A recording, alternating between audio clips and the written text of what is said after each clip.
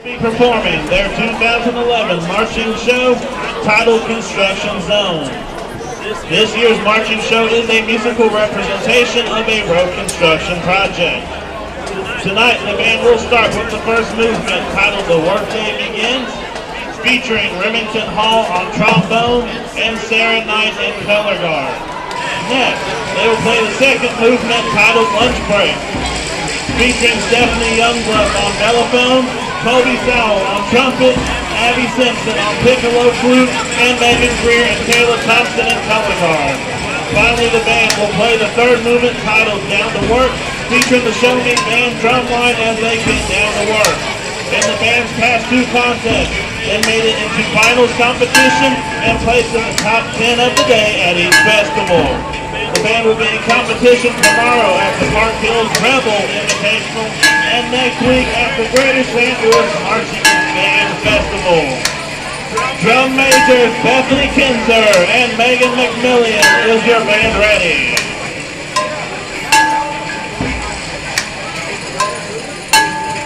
Poplar Bluff ShoMe band, you may take the field in exhibition.